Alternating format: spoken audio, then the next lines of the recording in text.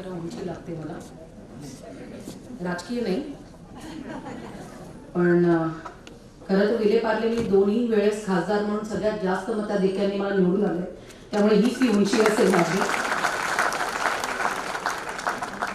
मंचावर असतानाच आपल्या सगळ्यांचे आवडते आमदार आणि आमचा दादा श्री पराग अळवणीजी, श्रीमती आशाताई खाडेलकर, आदरणीय अमोल मुजुमदार, दादा सगळ्यांना ताई ताई म्हणताना कधी कधी ज्योतिताई अळवणी म्हणूनच जातो, पण मी ज्योती वहिनी अळवणी म्हणतो. सुषम सावंतजी, विनीत गोरेजी, सत्कार मूर्ती सोनाली गुर्जरजी आणि डॉक्टर सुराणाजी, आणि ज्यांनी सावरकर, मराठी भाषा या सगळ्याचा अजून प्रचार व्हावा. जी सगळ्यात जुनी भाषा, ज्या भाषेत आई पण आहे, त्या भाषेत एक मार्मिकपणा आहे, त्या भाषेत कितीतरी असे पैलू आहेत, त्या भाषेतून आपण काय नाही सांगू शकतो, अशा त्या मराठी भाषेच्या ला पुढे घेऊन जाणाऱ्या दोन मूर्तिमंत उदाहरणं आमच्या मधुराताई वेलणकरजी आणि समीराताई, या दोघांनाही मनापासून खूप खूप धन्यवाद. आणि इथे जमलेले पार्लेकर रसिक, तुम्ही रसिकता दाखवता म्हणूनच मराठी भाषेचाही दर्जा थोडा चांगला राहिलेला आहे. ती ताकद पार्लेकरांकडे आहे आणि ते माझं सौभाग्य आहे की ते पार्लेकर नेहमी सोबत राहतात. खरं तर महिला दिन 8 मार्चला, पण आज महिला दिनाचं परत एकदा मूर्तिमंत उदाहरण परागदादांनी दाखवून दिलेलं आहे. घरी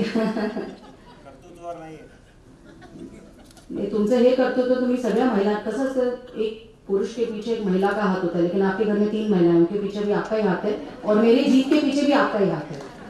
हे फार महत्वाचं आहे. असो, हिंदीत बोलायचं नाही आज, तरी सगळ्यांना अभिनंदन करताना सगळे थँक्यूच म्हणत होते.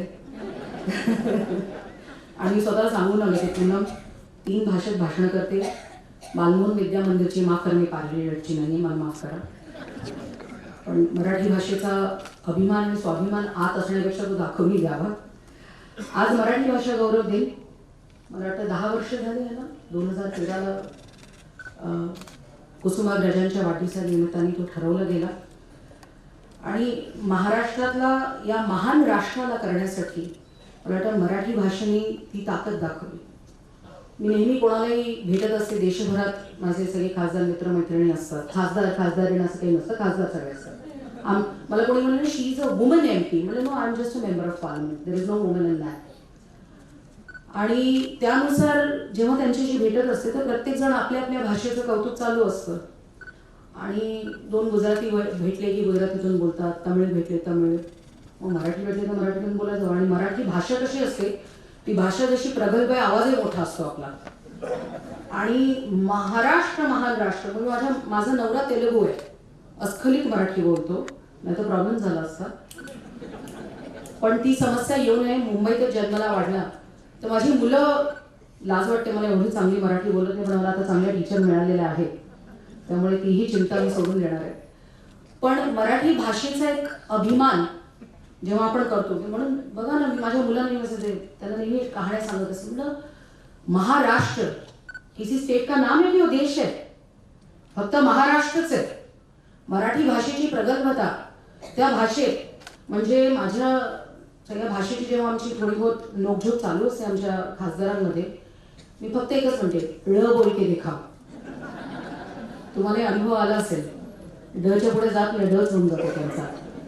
बोल के दिखाव, नळ नळ नळ नळ, मला त्या नळ शब्दाचा नंतर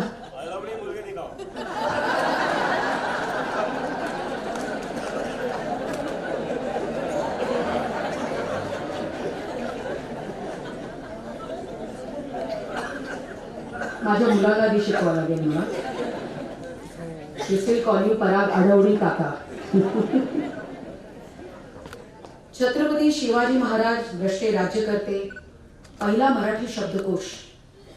म्हणजे मी परवाच एका भाषणात आमच्या कार्यकर्त्यांच्या भाषणात सांगत होते की प्रत्येक भाषेचं प्रभुत्व असतं. राजा, त्या स्वराज्यासाठी भारताने काय केलं, भारताची ती कहाणी, तो इतिहास आपण म्हणत असतो. विचार कसे जिवंत राहतात. छत्रपती शिवाजी महाराज हे एकमेव असं व्यक्तिमत्व आहे ज्यांच्या आपण 2 जयंत्या साजऱ्या करतो, एक तारखेनुसार आणि तिथीनुसार. पण कधी पुण्यतिथी साजरी करत नाही. त्याची प्रत्येकाची होते, कारण की त्यांचे विचार हिंदवी स्वराज्यासाठी आणि त्या मराठी माणसासाठी अजूनही जागृत आहेत आणि ते जिवंत राहतील. ही ताकद मराठी भाषेत करून मराठी शब्दप्रयोग करेल.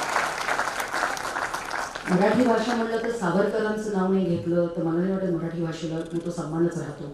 माफ करा मी उलटं बोलते, कारण की माझं पहिलं पुस्तक माझ्या वडिलांनी दिलं स्वातंत्र्यवीर सावरकरांवर, आणि पहिलं भाषण मी 6व्या-7व्या वर्षी पाठ करून जे काय केलं असेल ते पण स्वातंत्र्यवीर सावरकरांवर.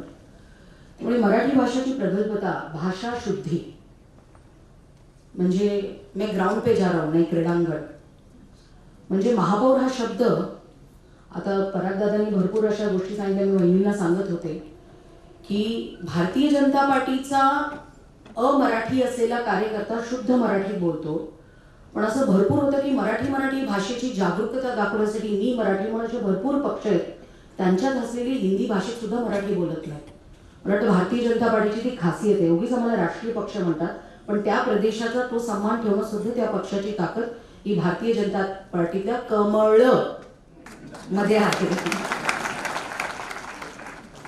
गडावर जा, दुर्गावर जा, किल्ले, म्हणजे असे किती शब्द आहेत. भाषाशुद्धीचं पुस्तक जेव्हा माझ्या हातात आलं म्हणलं बाप रे, मी किती अडाणी आहे, अदानी नाही हा, अडाणी आहे की मला कळत नाही की एवढं सगळं प्रगल्भ साहित्य आपल्यासमोर आहे. संत साहित्य महाराष्ट्राकडे काय नाही आहे आणि त्याला पुढे घेऊन जाणं हे आपल्यासाठी फार महत्वाचं आहे.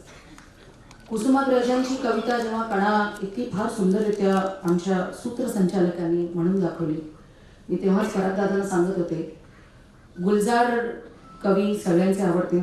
शायर गुलजार ने तो अपनी जिंदगी बनाई है. रोमॅन्स, पेन, प्रेम, विरह, माफ करा मी परत मराठीतून सांगते, या सगळ्या गोष्टीतून गुलजारने एक नवीन पुस्तक काढलं.